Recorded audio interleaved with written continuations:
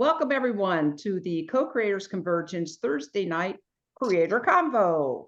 I'm Noel Marshall and I'm here with my beloved. Good evening, everyone. Must be Thursday. Here we are with another amazing conversationalist bringing his gift to the shift in humanity. Delighted to have you here tonight, Gary. Looking forward to the conversation. Welcome, everyone. Thank you, Bob. So Gary, before we get started, our good friend Gary Goodhue, who we met at Sunrise Ranch 2012, many years ago, and we'll get to his wonderful presentation. And it's going to be about easy communication, conscious communication, easy method. I'm all for that. So before we do that, let me just share a little bit about the Co-Creators Convergence and what amazing guests we have coming up this month. So in addition to Gary. Okay, so hold on.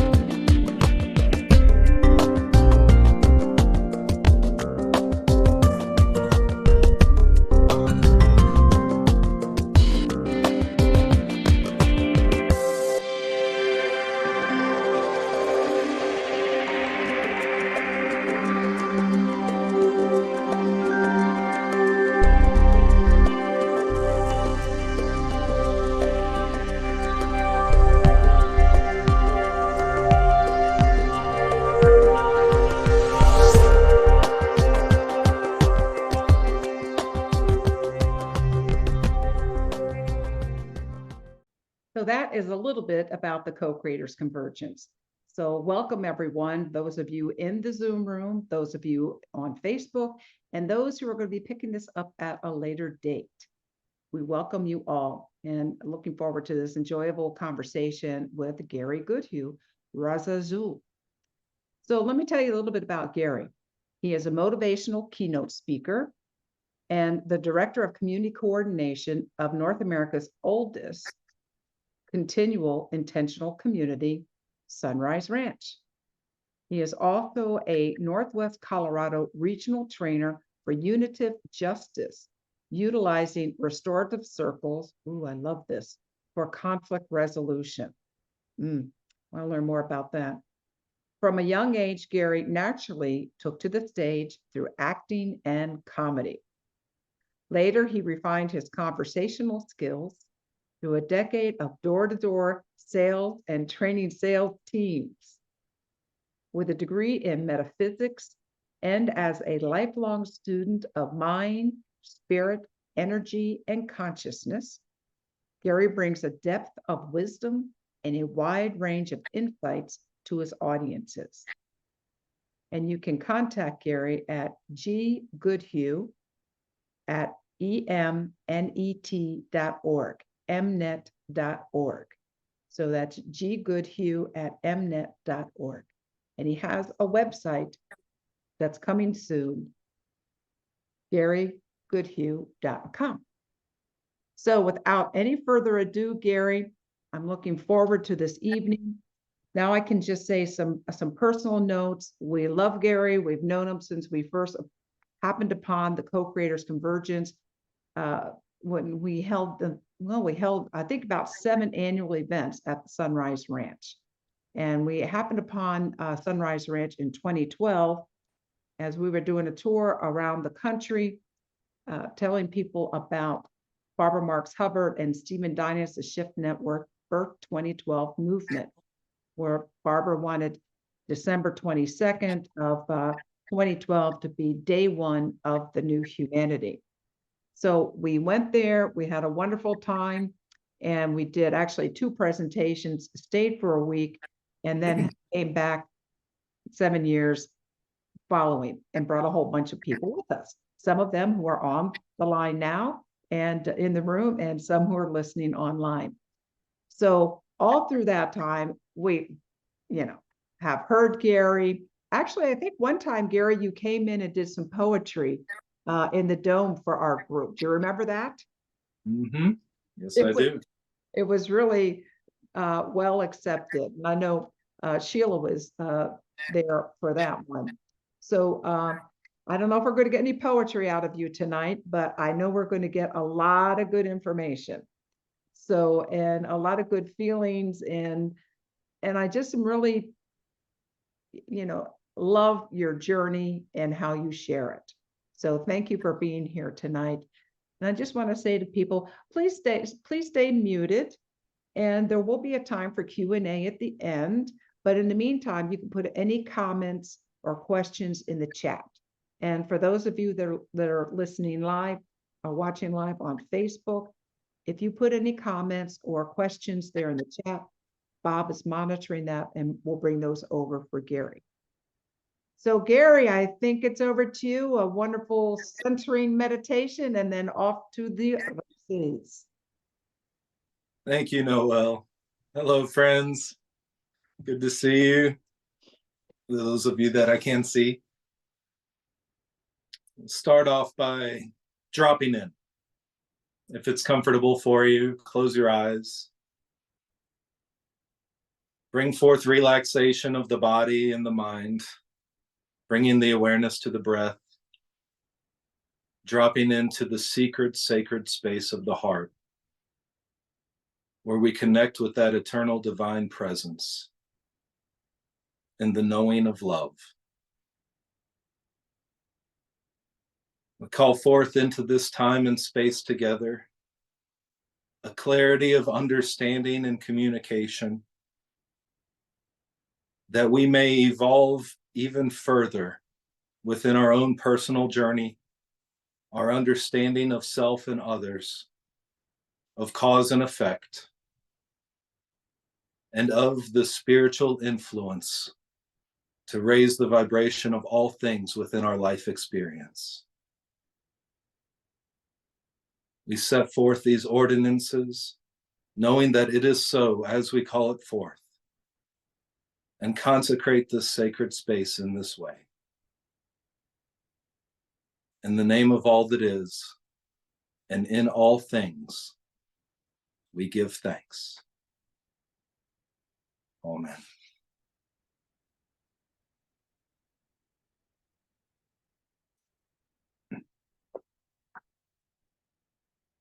Thank you.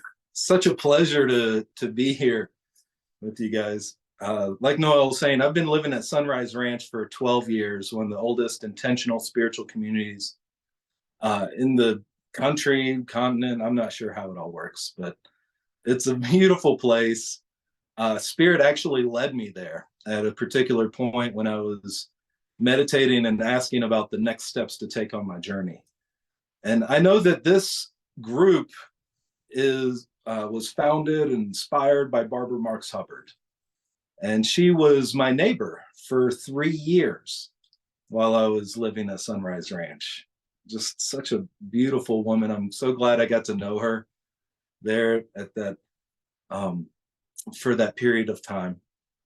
And speaking of the poetry, we had a review, or not a review, it was the opening, the grand reveal for American Visionary, this documentary that she was doing. And she was telling me about it one day during lunch.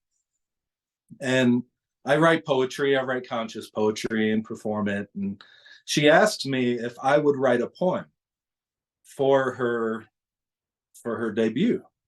And I was like, well, let me think about that. The next day, she's in the dining room, she's making an announcement about the film event and announces that I will be presenting a brand new poem for her event. I was like, well, time to move past thinking into making something happen. But that's the kind of person she was. She knew how to make things happen and to call forth the greatest in others. So what an honor to be in this space. And I will share a poem to start off our time together. This is a shorter one. It's one of my favorites. It's titled The Spirit Nation. A sovereign declaration of rhyming communication, enhancing realization. Be active in the preparation of your station for the ongoing calibration of your vibration to a higher elevation in this material nation. As a body manifestation, you are a living presentation of unlimited transformation through the faithful application of divine inspiration. With your concentration of creative imagination, a light-filled pulsation ripples throughout creation, sparking the formulation of a new generation of conscious consideration and collaboration. In a sincere affirmation of holy divination and individuation, follow the gentle condensation of sensation through meditation and receive vital information for your present incarnation. And enjoy the revelation and infinite celebration of pure joy and elation through the transmutation of the illusion of separation from the spirit nation. Gary, that was, I gotta just put this in. Let's give Gary some love there. That was just awesome. Yeah. Thank you. I remember that one. It's really, yes. And I remember Barbara putting you on the spot, Gary. And of course, you carried it off beautifully. So no worries there. So yeah, it's a great poem about America, but that's for another time. Okay, very good. I turn it back to you, Gary. Thanks, Noel. So I wanted to share with you around the topic I've chosen of conscious communication and something I've developed that I call the EASY method. EASY as an acronym. So hopefully it's easy to understand and easy to remember and easy to integrate. And here's the idea. It follows the picture of the infinity symbol. So if you can imagine an infinity symbol here, and in the middle, at that crossover point is you, your consciousness, your thoughts, your feelings, your paradigms and beliefs. And on each one of these two loops of the infinity symbol, one is the outer world, the world of matter and form, the one that includes our physical body and all the other physical bodies we know as other people, all of the 3D reality that we know. And on the other side of this loop is the inner world, the invisible world of mind and spirit, which has no form. And we are connected to both of these worlds. It's said that shamans walk between the two worlds. And I'm actually proposing that we all walk between these two worlds to whatever degree we're aware of it all the time. See, whereas this infinity symbol loop encompasses the entirety of an outer physical world and an inner invisible world, there's a loop inside of it, a much smaller infinity loop inside of that larger one. And that represents your own personal connection points, your own personal relationship, or the thing, what you interact with and have influence with. It's a big world out there. There's a lot going on. And a lot of it is not part of my experience, not part of my reality. So my circle inside of the big circle only extends and includes so much. And the same thing is true on the other side. like going into spiritual realities and inner levels and multiple dimensions, that's a big world. And yet my awareness and interaction with that is only so much, to whatever degree. Just like to whatever degree perhaps that I go out into the world and travel, I'll expand my field of awareness. The more that I go within and do work, I expand my field of awareness. That what I'm aware of, what I interact with, how I engage within that world, and therefore my range of influence as well.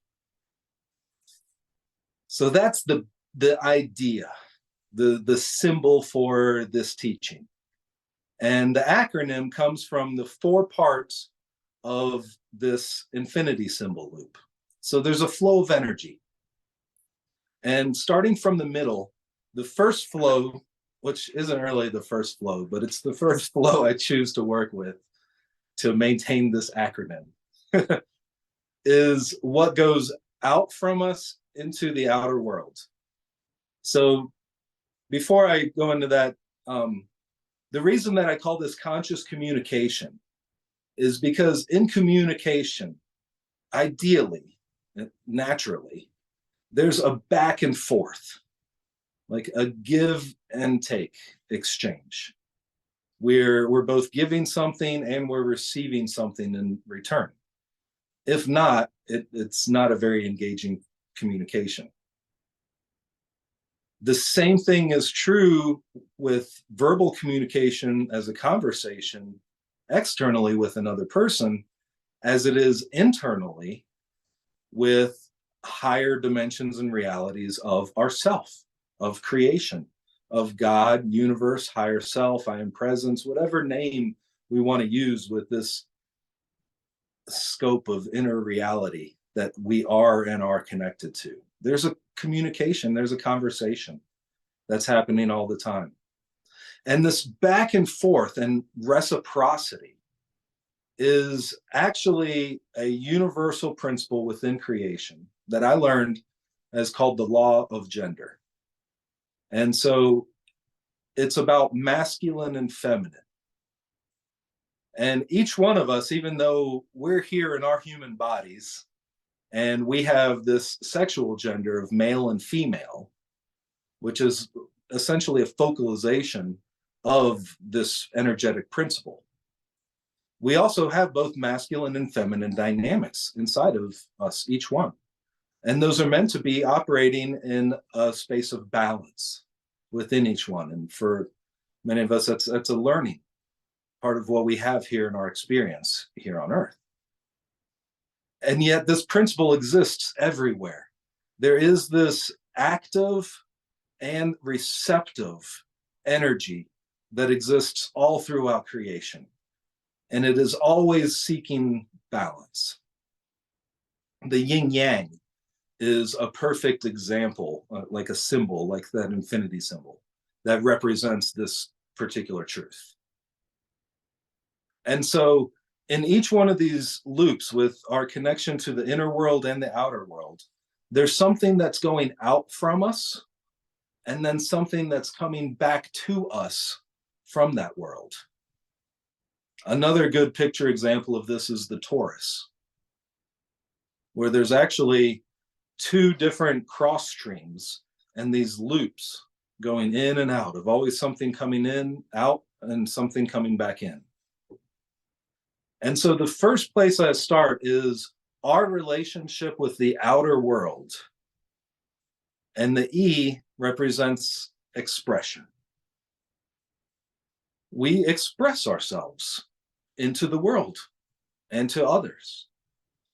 And this is actually also the first recognition of choice point, where we have a choice over what and how we express. And we can do that through many ways. You know, our words are one way. We also have our body language and our facial expression. We have our clothing and our identity of how we express ourselves out into the world. Our actions are a form of our expression, or our behavior. These are all different ways that we express what we put out into the world. And what comes back to us from the world, the A of easy, is accept. Our job is truly to accept what shows up for us in our experience. Just let it be. Accept it. Let it be okay. Inside of this area of acceptance, there's a few particular principles, and one is the right to exist. Every being has the right to exist. And with that comes the right to express. So whatever being is out there, expressing however way they are, it shows up inside of your world. It can be a challenging thing, this idea of just accept whatever happens, whatever shows up. Just accept it. And I've done a deep meditation on a difference between what I'm using as the words of accept and allow. And someone challenged me on it once, and I think the two words could be changed out and still the same thing is true. But acceptance says that I recognize your right to exist. I recognize your right to express. I recognize how that you're expressing, and I'm accepting that that is how you're expressing in this moment. I'm letting it be okay that it is the way it is. There's that popular phrase with the kids of, it is the way it is. It is the way it is. And so accepting is just about letting things be the way that they are.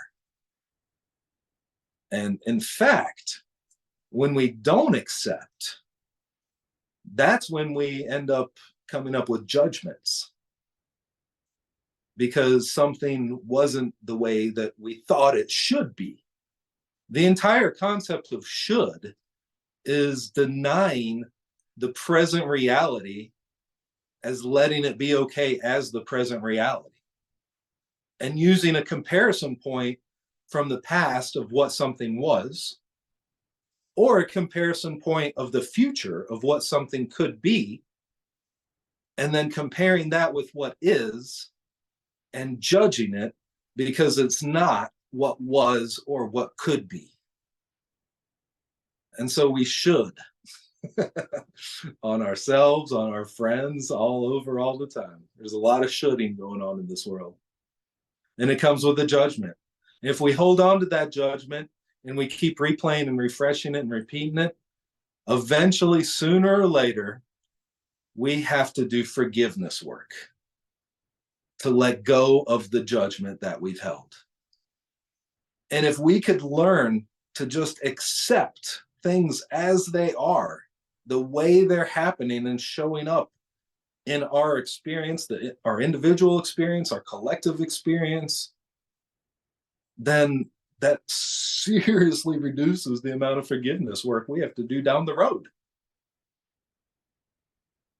It's like preemptive forgiveness. In fact, that's a great way to approach it. And that's what Jesus did. Forgive them, Father, for they know not what they do. In the moment, accepting that reality and forgiving it. So there's not that this is wrong and you shouldn't be doing it, but accepting. Now,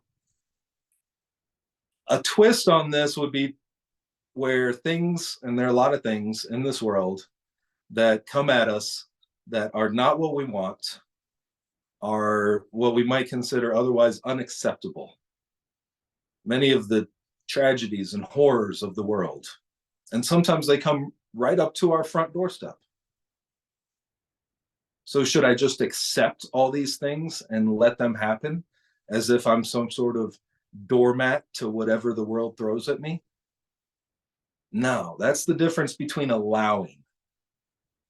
There are things that I don't allow into my experience, things that I don't agree with, things I don't believe in, things I don't really even allow into conversations that I have with other people. I'll shift it, redirect it, or shut it down. Because that's not where I exist. That's not where I'm putting my energy.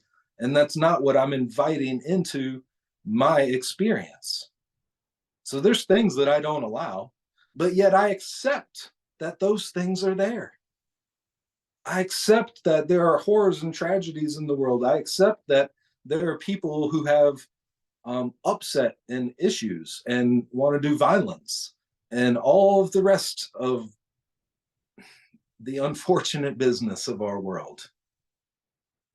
I can accept that that's there, therefore not being in judgment of it because it is the way it is. But that doesn't mean I have to allow it into my experience. All it means is that I know how to draw a boundary and hold a boundary. And the thing that I'm not holding is my judgment over that thing over there and carrying it with me. I accept it. One of the biggest issues that I think happens with human expression is that we let what comes to us from the world, what shows up in our experience, dictate our expression out into the world. And it's almost like a misplacement of cause and effect, where we are, we are divine beings. To whatever degree someone believes that or not, or is able to even touch into having that experience of themselves, one can at least say we're creators. We create our experience. We have some responsibility and influence in our experience. And so really what comes back to us from the world is meant to be the effect of the cause that we bring forth in our expression by how we show up and what we're bringing into the world, what we're bringing into our experience. But it's not that black and white, because there's it's a big co-creative world with a lot of people creating a lot of different things that can show up in my experience as coming back to me from the world. And that's where I get to exercise my choice of what do I choose to allow, or even more so, respond to.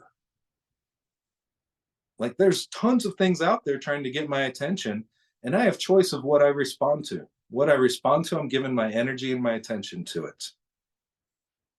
So if I exercise choice there, then, well, I'm doing good.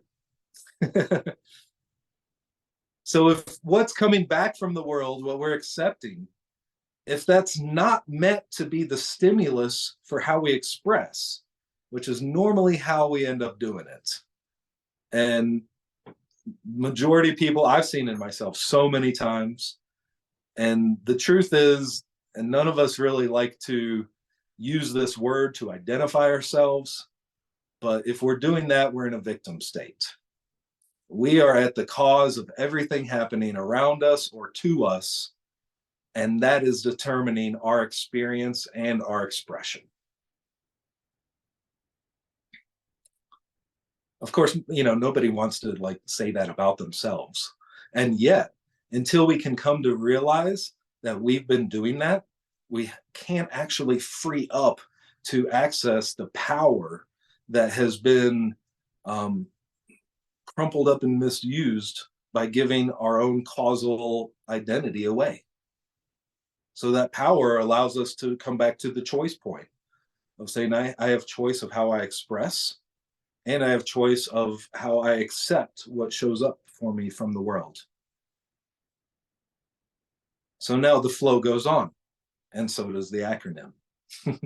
There's something that goes out from us into the inner world, the world of mind and spirit. And I'm calling that seeding. This is essentially our thoughts. It is the part of the inner conversation, our beliefs, the things that we think about and maybe even repeat in our own head. Sometimes we might think that we're just holding a conversation with ourselves, as if we're the only other one on the end of the line. Unfortunately, the truth is that vibrationally and within mind, we are connected to just about everything. And so this phrase that God is always listening is true, especially if you recognize God is a higher dimensional reality of self. And we are in constant vibrational communication with the forces of creation. So this is the area that normally gets taught as creative visualization and prayer and manifestation work around what it is that we're putting out there into the universe through our thoughts and with our energy. Because a seed is something that holds the pattern for the manifestation of its fullness, whatever it is. It holds the design for that. And as we know, not every seed grows. So you could toss out a bunch of seeds. You could think about a lot of different things. That doesn't mean that just because you thought about it, it's going to manifest into your experience. However, the more times you throw a seed out, the greater likelihood it has. And then there's the potency of the seed. That's our emotional quality behind the thought or picture or belief that we're planting. And so the more that we charge our seed with the emotional qualities of joy and expectation and appreciation and gratitude, and the more that we can fill out the detail of the design that the seed holds by going into a space in mind and our imagination and really getting real, like we're really inside of this picture that we're wanting to plant a seed into mind with, then that charges the seed, and the seed has more potency, has a greater likelihood to sprout. And then there's the tending of the garden, which has for so long, through so many cultures and ages, been used as an example, a metaphor for how you relate within your own mind with tending the garden. This is prayer. This is when we are asking the invisible for something that we want to show up inside of our own personal experience or inside of our visible collective experience. It's an invisible seed. And I'll tell you this, that seeds or prayer are more powerful when it's coming from the point of the appreciation of the manifestation of the desire fulfilled. So when you're grateful for that reality, which doesn't currently exist, when you're grateful for the fact that that reality exists, even though it doesn't really yet exist, and you're giving thanks for the knowing that it is on the way, and you're able to actually take that into your expression and live your life from a place of it already exists, even in the face of all of what's coming back to you from the world saying that's not true. And that's faith. So what is it then that comes back to us from this inner world of mind and spirit? We've got express, accept comes back, seed into mind.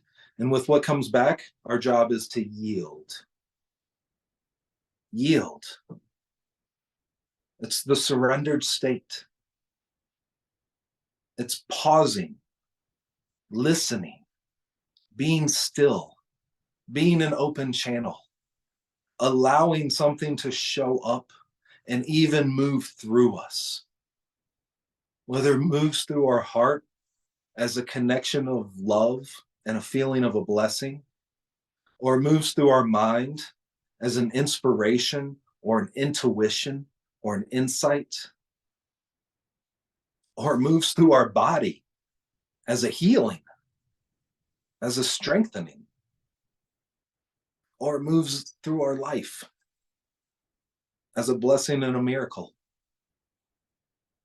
Yielding is the equivalent of meditation, if seating is the equivalent of prayer. They say that prayer and meditation, one is speaking to God, and the other is listening for the answer in return. And so it's a very similar principle in that way.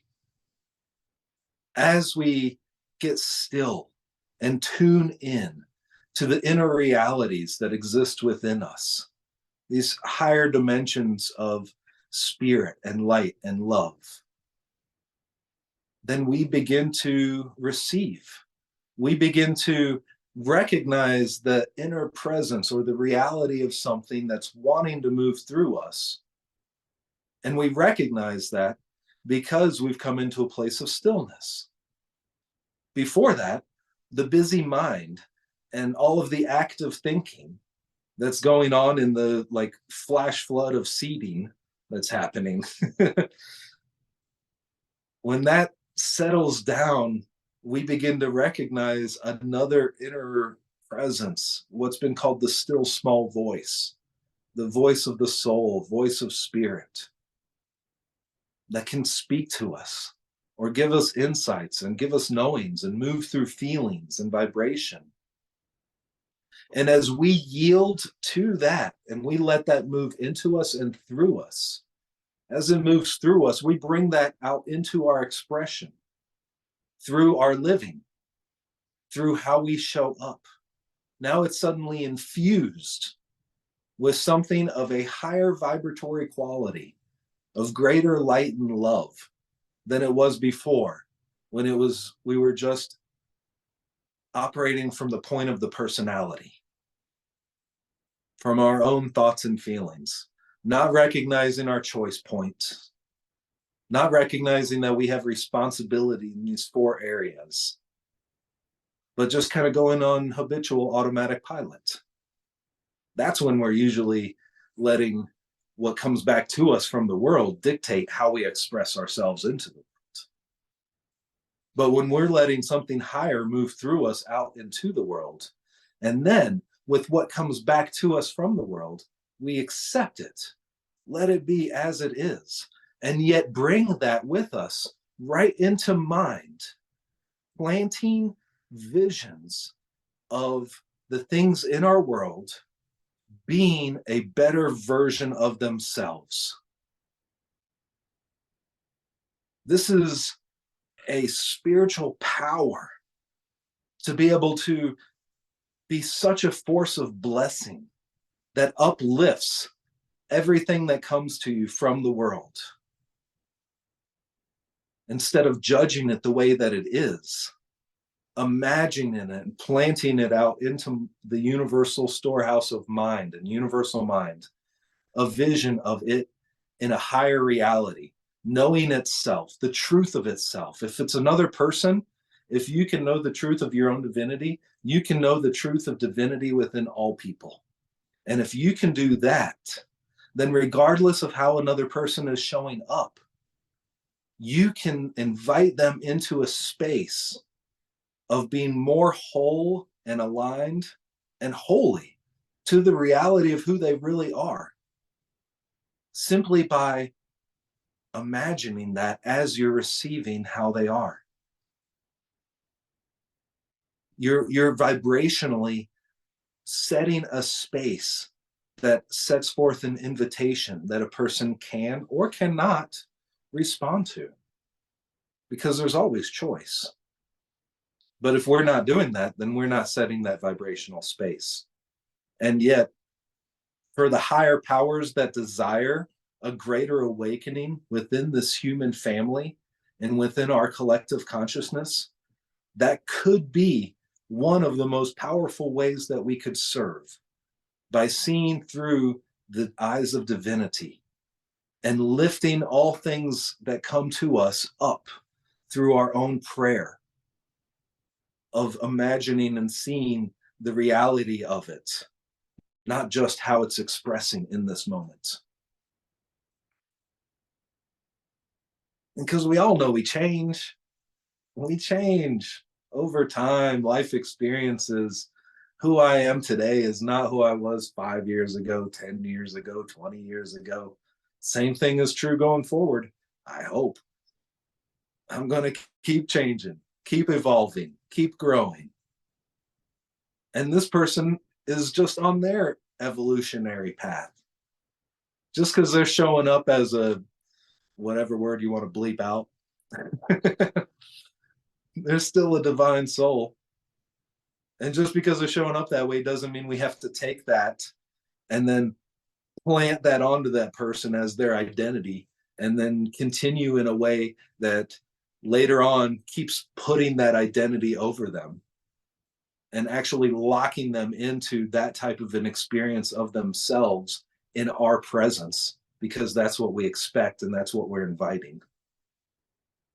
We can actually invite something different simply by how we see and how we hold and what we seed into mind, an invisible practice. So truly, this whole thing really should be named YEAS with a YEAS, because it does. The first step is really gaining that interconnection through yieldedness and allowing that to move through us. When we have an experience of that interconnection, we actually know the reality of it beyond a concept or idea. There's two ways I believe that we know something. We know it from the experience of it. We have an experience of something. We know that thing as real. We just experienced it. And we know something from our expression. Like when I am expressing myself joyfully, I know myself as joyful because that's how I'm being. That's how I'm showing up. That's the experience I'm having. And when I express myself angrily because I'm triggered or reactive, then I know myself as being angry in that moment. I know my own anger, and I know that that's the experience that I'm having because I'm expressing it. So we have choice points. We can choose how we express. If we can get present and conscious enough to recognize that we are creator beings and that we have an opportunity to communicate to the external world who we are through our actions, through our words, through our identity of how we dress ourselves and show up, how we express ourselves, we're communicating to the world who we are. And what comes back to the world is often in response to that. But that's not 100%. There's a lot of stuff in the world. It's a big co-creative place. But as long as we accept it, we don't energetically get caught up inside of what's happening in our life, in the world. We let it go, we let it move through, and then we can lift it up. And then what's going to come back is more love, more inspiration, more ideas of how we can express ourselves in a way that brings forth that better reality that we've been seeding. Because the same way that I say something to you, your response to me is going to be related based off of what I said. That's not guaranteed. Some people are left field. You be talking about this and they're over here talking about this. But for the most part, and the same thing is true with our inner communication, with the divine reality. The stuff that comes through to us is in relationship to the seeds we've been planting, because that's where we've been putting our awareness. And so the light that shines is within the sphere of awareness that we're holding. So it has an entry point. And we've been asking about something of a nature around that particular thing, what's involved in that particular seed we've been planting, if we've been charging it and planting it enough and tending to it. So that's the whole thing. That's the big idea of the easy method. It's about becoming aware that we have conscious choice points in each one of these 4 points. And it's not a particular order. Easy makes it a nice word that we're all comfortable with. Makes me feel good. I'm teaching something easy. But really, these things are all happening at the same time. In fact, they're already always happening. We're a choice of how we express. We're a choice of what we accept. We're a choice of what we think about. So much of the worry and anxiety is seeding things that we don't actually want to sprout and take life in our mind, in our experience. So if we can get conscious about what we're thinking about is actually something that we are putting in to infinite mind, saying that that seed would manifest as an experience. So the fact that we're planting it in some way says we're calling forth that experience by thinking about it. Doesn't mean that it'll grow, but enough times and it just might. And yet also, spirit is sometimes like that friend that throws something out of left field where it's not something we've been thinking about. It's not something we've had our attention on. And it just inspires us into some other direction that is greater for our own evolvement of experience.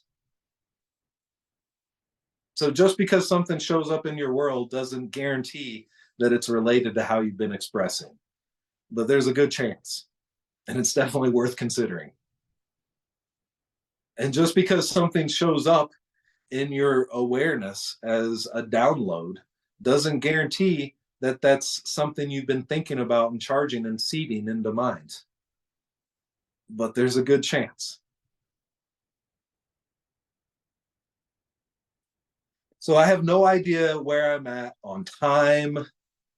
You read my mind, Gary.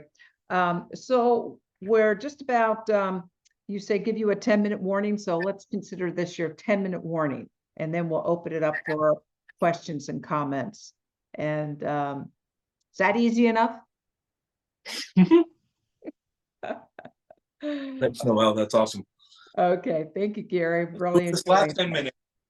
Say You're what? welcome. I want to share a little bit of my work because you mentioned it in the beginning, Noel, around conflict resolution. Oh, absolutely. And this is a communication technique that relates directly to conversation. And it's something called reflective listening. It's one of the tools that we use to assist people to come into a space of understanding each other. Because the majority of conflict comes from misunderstandings and assumptions, as well as judgments. It usually comes from those points.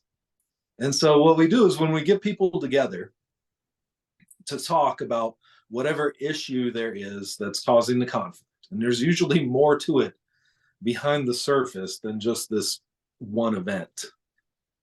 But we ask people to speak in a way where there's an opportunity for the other person to reflect back what they heard the other person say. And this is very useful because it's quite shocking the amount of times what is said and what is heard are two different things. So one of the biggest problems with most communication, definitely in giving instruction or tasking or just knowing what someone else is actually communicating. And so if that reflection doesn't match what was originally shared, there's an immediate opportunity to try again. Share again, and then reflect again. And that can go on, usually not too many times. Depends on how concrete people are and like holding their own perspective and being right, wrong. But sooner or later, those match up. And this is so huge it's something that I personally use in my conversations quite often. And there's two ways to do it. One is as the person who's expressing something. So that would be the active principle of the communication, or as the person who is receiving the share. So that would be the receptive principle in the communication. So sometimes I will ask people, especially if it's something important, like I'm giving direction on how to do something. I will literally ask them, what did you just hear me say? And they're going to reflect back. I immediately know in that moment if there was something that was important to me that I wanted as part of that communication and it didn't show up inside of the reflection, then I can try again. I'm going to bring that forth out. Okay, this is the other part of that.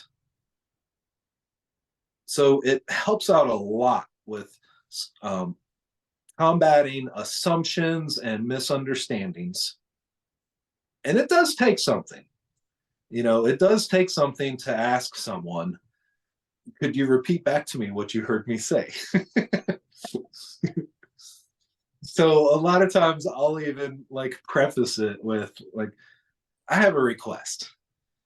I'm doing this because it helps me learn how clearly I communicate.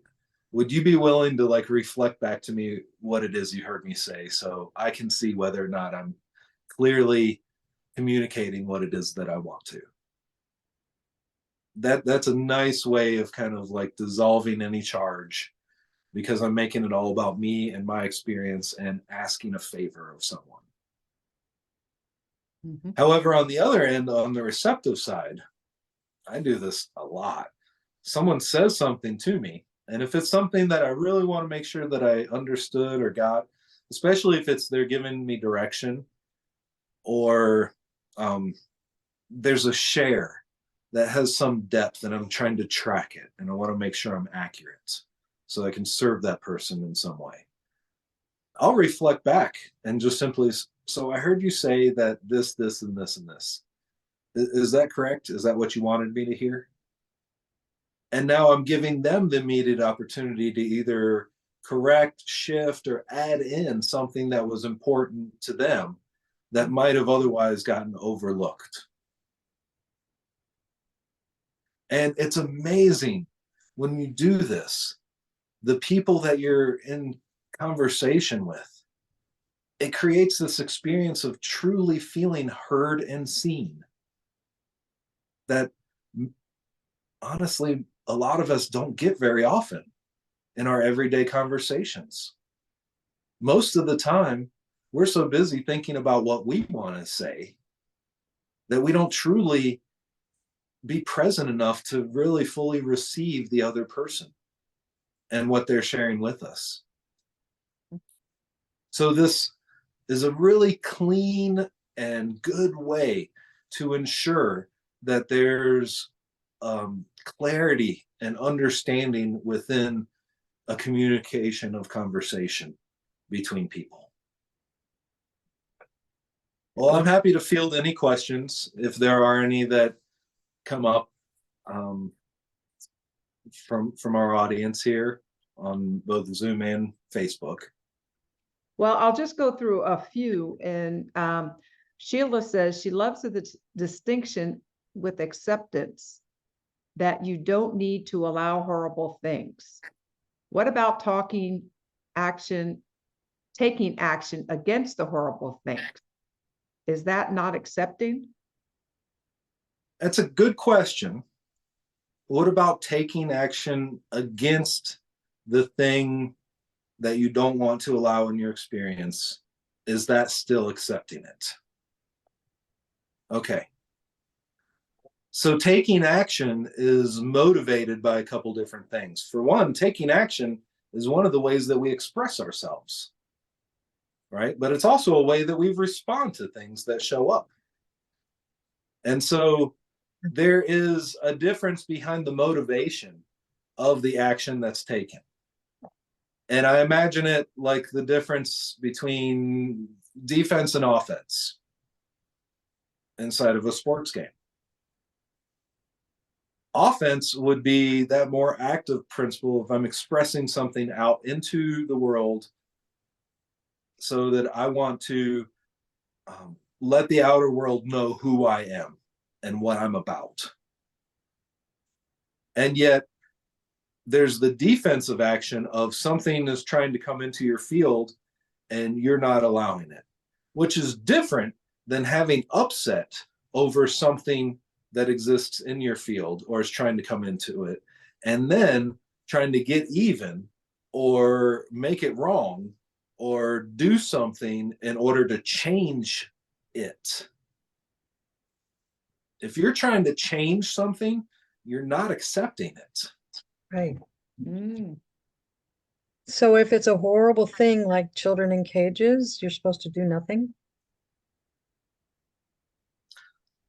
Well, you have an awareness of that happening.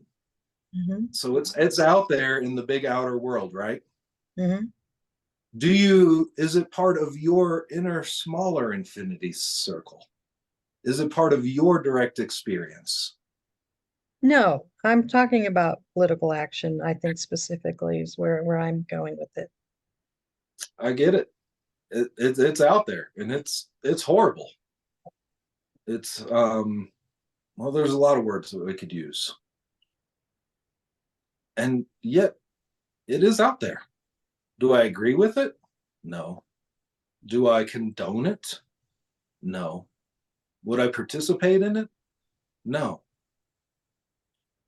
And yet it's not actually in my sphere of things that I experience.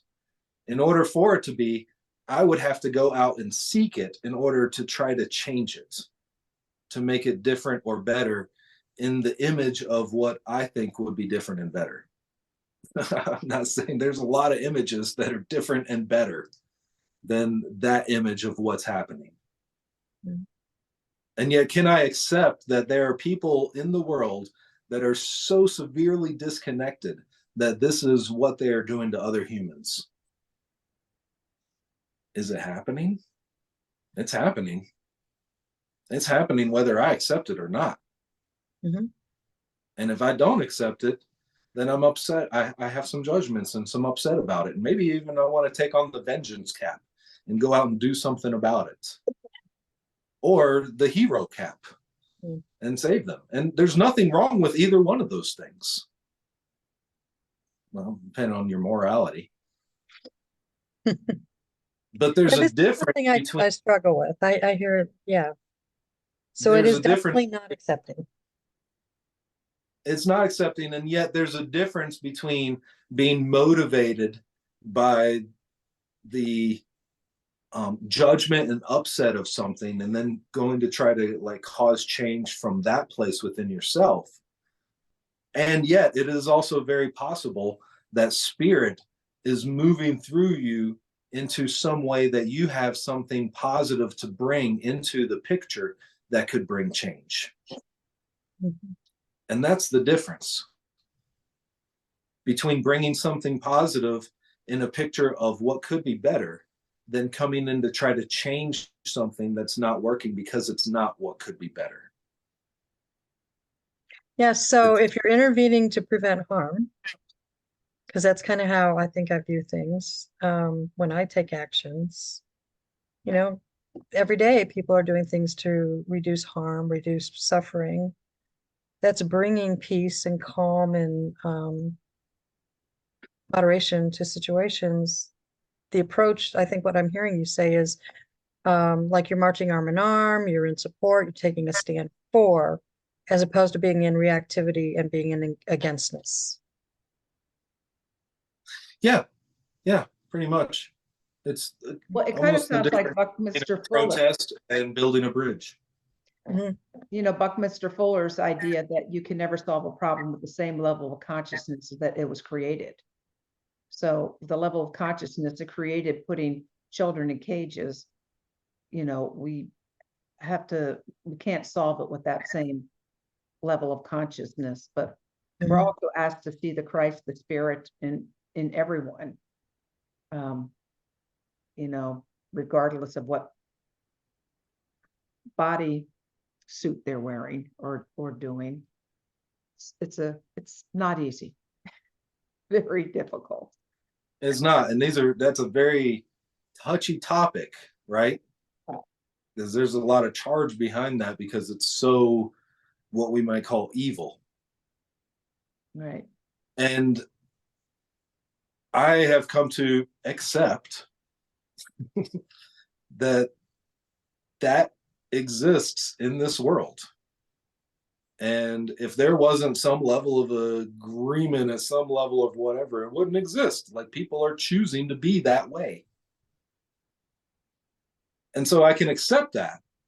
And yet I also live my life in a way that if it's not coming to me from the world and I'm not feeling spirit calling me into a situation, then it's not necessarily mine to try to take action in.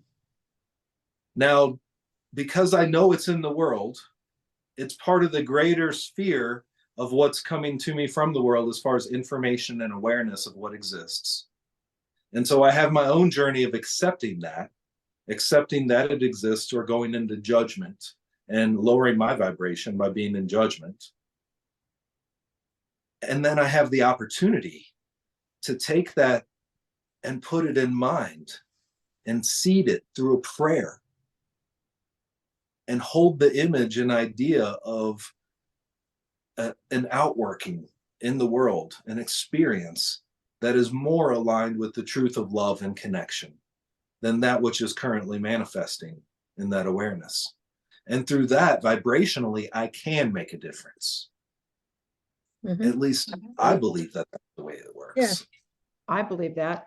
Bob, you want to jump in here? And then Renee, I don't know if you want to jump in as well. Yeah, I do. Thanks for bringing this up, Sheila, because as soon as you said it, I'd drawn my picture, Gary, of the infinity sign and then the little infinity, my infinity sign inside of it. And as soon as you said that, Sheila, I saw it as you're on the world of non-form, the world of mind, spirit, and love, that you're affected by, that your emotions are affected by, and in your little infinity sign side that is non-form. And by that being the case, you have the opportunity for prayer, as Gary just said, in that form, because that is kind of not form.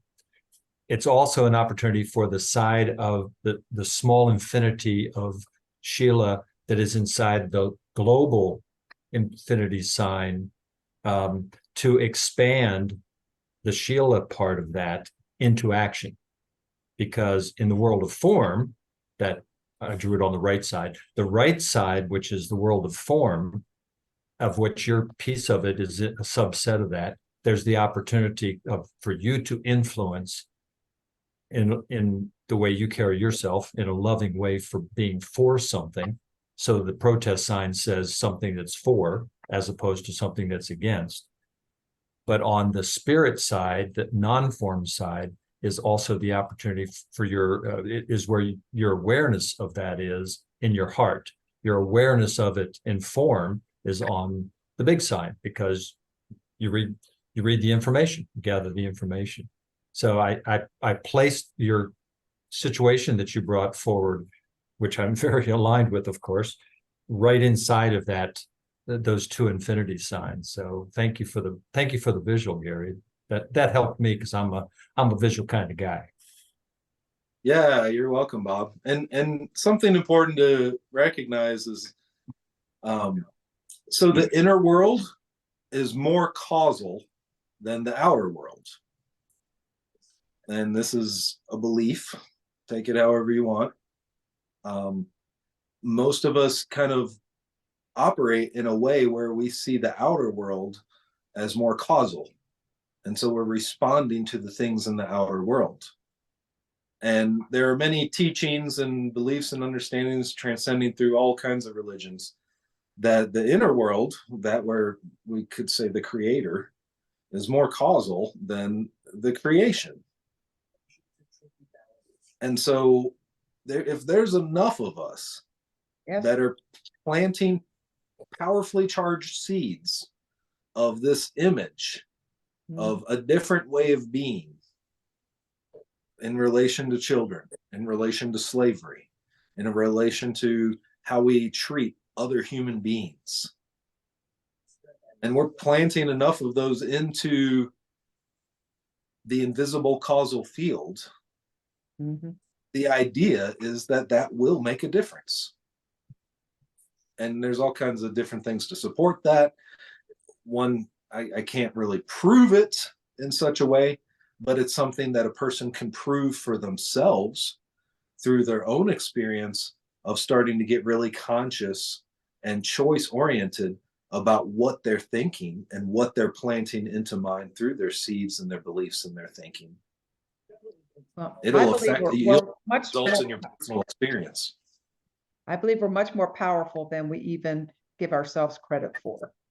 And, you know, if we could just tap into that and join that collective consciousness, it wouldn't take that many of us to shift this planet. So that's my feeling, but I think Renee wanted to jump in here. So Yeah, Agree. yeah. I understand the perspective of cause and effect and being in choice about our responses. But I guess what resonates with me is, as a mother, an innocent child deserves protection, right? And some of us feel called to be that type of advocate, like that doesn't need to happen on our watch. You know, we're progressing humanity by actually taking action with the cause of how can I be of service to this child? And when Sheila said that, I thought, I don't know, I can't speak for her, but the mother in me says a child doesn't deserve to be neglected or abused or put in a cage. God forbid, I hadn't even heard that one. But they deserve to be advocated for, because there's a certain injustice that's happening in their world that, with awareness, some of us feel like, I'm not going to fight the injustice, but I'm going to advocate for that to not be happening on my watch, whatever I can do, however I can love, however I can serve, however I can protect. Because I wouldn't want my child to go through that. I wouldn't want to go through that. That's just a human principle. Yeah, I absolutely agree. And I hope there's not something I'm saying that's saying that's okay, or that we should No, I think let that for happen. me, I think Because for me, what it is universally acceptance. Yeah, everything in and of itself is okay, because that is expression. Everyone has the right to be evil, to be good, to be whatever. And I can accept that there's evil in the world. I can accept that children have been abused throughout time, and my small efforts are probably not going to change that for the planet. But I can also say that every little, and I feel this way probably because as a trauma specialist, as a healer, the majority of the people that come for healing have been abused as children. And in their adult world, they still hurt.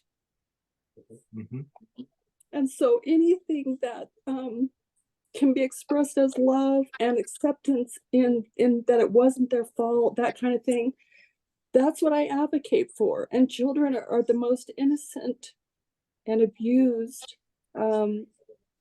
portions of humanity. So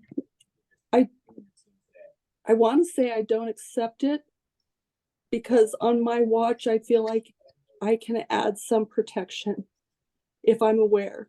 But I do accept it in that I know it's there, but I don't really want to allow it on my watch. Exactly. And that's the difference that I'm painting between the acceptance and allowance. Right. Like if I found myself in a situation where I saw that happening, I believe that I would do something to intervene and intercede on the behalf of that being. And yet, so I wouldn't allow it in my experience. Mm. And that doesn't mean happening to me. I mean, like in my field of relationship. And yet, to accept that whether or not that actually happens, it does. And accepting something doesn't condone it. It doesn't make it okay. It doesn't say that this exists and that's just fine. Acceptance is not passive. Passive is allowing, just letting things, allowing it to be. Yeah, I accept it, and because it's there, it's going to be there, it's always going to be there, and I'll just allow it to happen because who am I to do anything about it? Well, if it comes into my field, I have an opportunity to do something about it. But if I hear it in the news and I get so worked up inside that that's happening out in the world, that it's affecting my thoughts and feelings and my vibration, and I'm like upset over that, well, now I've affected myself and I haven't done anything to help the situation because I couldn't accept that that's actually there. And yet, if spirit moves me, and I have a friend that spirit has moved her, and she is living in India, and she wants to help set up like community social type structures to be able to care for children, for abandoned street children, as well as children that can be saved out of trafficking. And so spirit has moved her to give her gifts in a way that serves that need in this world. And if that happens, then do that. It's all just variations of love, and we're all different, serving in different ways. Spirit will lead us to the place that's perfect for us to serve. And if something is ours to do, it'll show up inside of our experience because it's ours to do. And if not, the best we can do is just accept that it exists and bless it, pray for it, seed a better version of humanity's experience of itself into mind, up to God. Thank you. Welcome. The passion on this call, so beautiful and loving. When we were traveling with Barbara Marks Hubbard, we studied with her all those years, and there seemed to be two groups. There were the purple pillow people who just want to meditate all day. And then we had the people who took action. And we listened to Marianne Williamson. She actually came to our town here recently because they were trying to pass a law about outlawing drag shows in our state. I mean, that's what they had to spend their time on. Ridiculous. But anyway, she said, well, meditate in the morning and kick ass in the afternoon. That's kind of how I do it. I can't, if you do, I think that's balance. Because if you're all action, you're going to run out of gas. And if you're all meditation, then, if you're being called by spirit to, work with the children like we did recently in Costa Rica in the ghetto of San Jose, then take that action, and but I just love it's always this comes up a lot, this question about, and you have to, what is mine to do? That's what and also who wrote that book? How Can I Help? You know, there's we can't do it all. We know there's everything out there, but what do you feel called to do? You know, the man who his young daughter was abducted and killed, he went on to start a whole TV show series that's been on for decades to help others in that situation and actually claim children back. So sometimes I go like, I don't know, maybe this awful thing that's happening is happening for a reason that I just have no capacity to understand. And he took that, what came to him, and turned it around to serve so many. If that hadn't happened, would he have served them? No, he would have just been a dad, going to the, whatever. But it's an important conversation. It's an important conversation. It's an important contemplation. And I appreciate that. I do want, if it's okay, to go ahead, Gary, do you want to make a comment, or we do have a few comments coming in from the chat from Facebook? Yeah, let's go with those. I just thought on this to wrap this up. We were meant to be in the world, not of the world. And so there's what's coming back at us from the world. And if we're letting that define us, we're of the world. And yet there's what's coming back to us from the inner world of spirit. And so if we're meant to be not of the world, then that's what we're meant to be of. The yielding from spirit and letting spirit guide us. No doubt that gentleman you just shared in the story, he let himself be guided by spirit. Mm-hmm. Okay, questions. Well, let's see, from Flo on Facebook. I find that as I get older and talking with others my age and older, there are many misunderstandings. So asking if what I have said was received only gets more important with age, as myself and others don't hear as well as we used to. So I think she was, reflecting on your strategy for communication. I guess that's from your restorative circle training. Yeah, it is. It really is a beautiful technique, and you can't overuse it. You can't overdo it. I worked in a kitchen, and I had a chef that he would give me instruction, and I would reflect back. Okay, so I heard that you want me to do this, this, and this, and this way.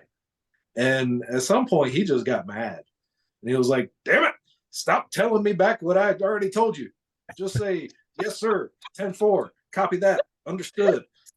I think I know that, Cook. Cook the eggs.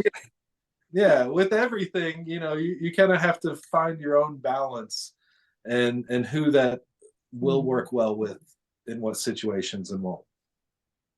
But it's that's this time that we have, and I appreciate what Flo's saying about literally being able to hear, audible hear. But the programming that's gone on in our society, at least in this country, is training us and training following generations to not be listening, because we're already too busy getting ready to tell you how you're wrong, or you're the other side, or I have my opinion or my belief. Do I believe in science or do I not believe in science? I didn't know it was a belief system. But anyway, so we've been trained and programmed in the wrong direction about listening. So it's such a huge and simple point that you make. It's easy. Yeah. It's easy. Also, Patricia, who has written 11 books, put in the chat, I hope Gary has written a book. Patricia, you want to join in? Well, no, your words were beautiful, and I hope that you put them together and we can buy the book. I mean, really beautiful. Thank you. Thank you. It is my intention. I'm working on writing this into a book this winter. Just talk to a computer and put it together, what you just said, in writing. Oh, that's a good idea. Maybe we'll transcribe this. That's the easiest way to do it, is just to speak to the computer and let the computer do the typing, and you have your book. There you I go. like that. Thank you. It's easy. It's easy. No, it's not, but Don't tell them that, Patricia.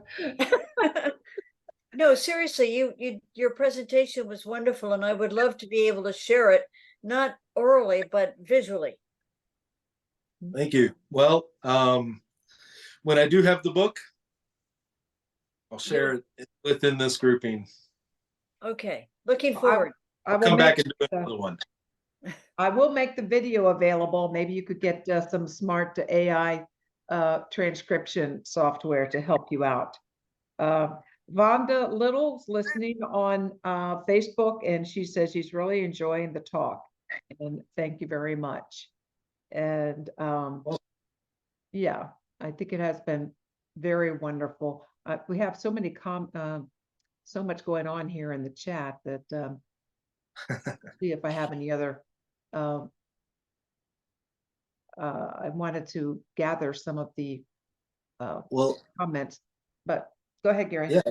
If there are more questions, I'm happy to address that, because I really have a passion for clarity. And if there's not, then I appreciate appreciative comments. But I could also use the rest of my time and share one more poem with you guys if you like. Okay, before you do that, Gary, that's excellent. I'm excited about that. But that reminded me, Barb wrote early on that she wanted a copy of the first poem that you did. Right. Ah, well, that comes to the other book. Okay. That is very close. Actually, I have them all compiled, and I need to get that published. Yeah. Okay. Yes. Okay. I call it Anthology of Awakening. Ooh, I love No, the title. Great Thank you. title. Thank you. 44 original poem pieces. And why So I hasn't gotta- that been published so far? I got them split up into 2 sections Mhm. of 22 each. So I get to put 11 on the cover page of each section. Well, get it out, Gary. You got an audience. Yep. So, well, Thank you. wonderful. Would you like to? I'll go ahead and spotlight you, and let's have a Close out with a poem. let's have a close out with a poem. That sounds great. So hold on just one second here.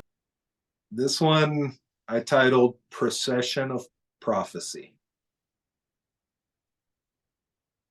An awakening is happening in each one. Reach out to another and teach one. Have faith to discover your wisdom. Life will show you the way, new examples every day of how we block and keep love away. Please see them, but don't fear them. Your birthright is to clear them.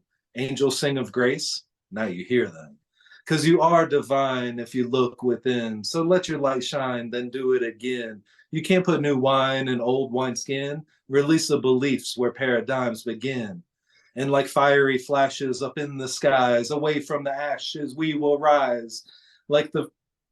From the purifying fire of lies, the great phoenix never cries over the illusion of its demise. Now arise, up to new heights, expanding insights within the cosmic lights. A heavenly succession. There is no intercession. Now for this procession of prophecy, can't you see it's up to you and me? Do a workshop, take a course, find you are a mighty force when you are aligned with source. With action that is right, surrendering the fight of the long dark night. I move with the light because I am the light. Here in the now, I flow with the Tao. I am my own wow. Wonderful one within, designed to win, never had no sin. A message for all of you others, all my sisters and my brothers. Now is the time to begin, to know the secret place. Let yourself right in. This truth you will conclude as you choose to exude this pneumoplasmic attitude. My mind, my heart, and my body are one. Word in the flesh body, and it's done. I am a divine daughter and son. I am birthing and becoming a son. I live, I love, I grow, and I know I and the Father are one. Wow. Woohoo! Excellent. Excellent. That was really awesome, Gary. Thank you. You know what I'm going to do? I'm going to take both of your poems and I'm going to splice them out and I'm going to make a video just of that part. I'm going to do the whole editing, but then I think we need to hear those two poems. What do you all think? Oh, wow. Look at that. An idea whose time has come. Wow. What a And great what a Barb great says, conclusion. from Facebook, she says, can you hook him up with Kathy Mason for publishing? And thank you, Gary. I really enjoyed listening to your clarity. So You're it's welcome. clarity. Your parity of no parity of clarity. Right. And I'm just starting, like, putting myself out there in a different way with public talks and become a public speaker, even though I've been speaking publicly. I live at Sunrise Ranch. We're a community conference center. I'm part lead faculty for one of our programs called Primal Spirituality. And we have an attunement program that's like a 6-month residential internship program where we go through spiritual education and a person gets to have the experience of immersing themselves inside of community culture that holds a spiritual focus. And so we do that once a year from the spring to the fall. Check out the website, sunriseranch.org. At some future point, you could check out GaryGoodhue.com, and that'll be live and have things on there. And until then, also, we have a YouTube channel that you can see that I do recordings for and different readings of truth teachings. So if you check out The Power of Attunement on YouTube, our YouTube channel is called The Power of Attunement. And our website through Sunrise Ranch is sunriseranch.org for organization as a nonprofit. And you can find out more information there or how to come, and I'd be happy to have you in one of our classes. Wonderful. Well, I'm glad you got that information there on the end, and I'll put it in the description of your talk as well. Gary, it's been a blast. You're the best. Thank you so much, Gary. Thank you to everyone. I had quite a few on Facebook and interactions. So I'm really happy with that. And peace and blessings to everyone at Sunrise Ranch. Thank you. good night, everyone. Good night, everyone. Thanks for Good night, coming. friends.